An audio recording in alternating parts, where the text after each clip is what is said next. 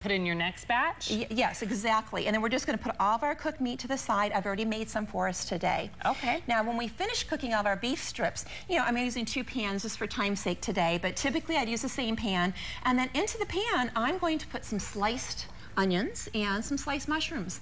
And I'm just going to saute those until they get nice and tender. How long does that take? Oh, about maybe 2-3 minutes. Just 2 or 3 minutes? Yeah, because we're still going to cook it a little bit longer. We just want to get the cooking started. Then we want to take some white wine, or I could be using beef broth. Now, we are going to cook this, so all the alcohol is going to come off. But, you know, whatever you have on hand, the idea is to make this quick and easy.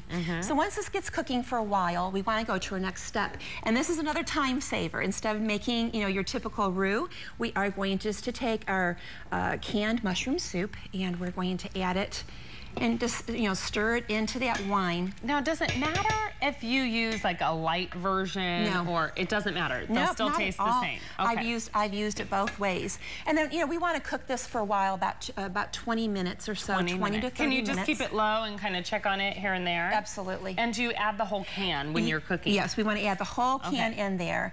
And then about the last few minutes, it's kind of hard to get out with that spatula today. Yeah, that's okay.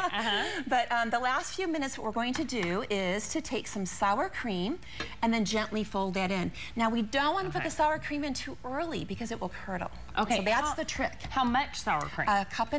A cup and again, Dusty, if you're trying to cut a little bit of calories, use the light version. It's fine. It's fine. It's not going to make a difference. I know sometimes they're like, you need the creaminess, but that's okay. This is okay. No, it is just fine to use that.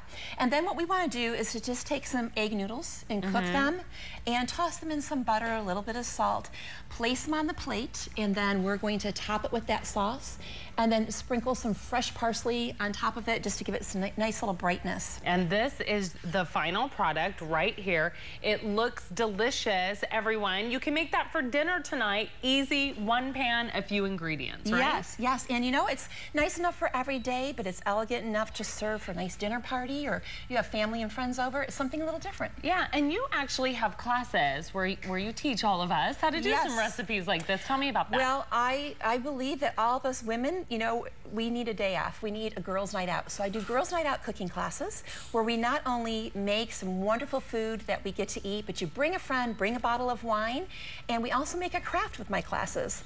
And I also know how important it is to spend time with your family too. So I also do mother and daughter classes. I have one coming up this Sunday that is going to be full of fun tricks and treats for Halloween and for the fall season. And you make great, of course, crafts and stuff too.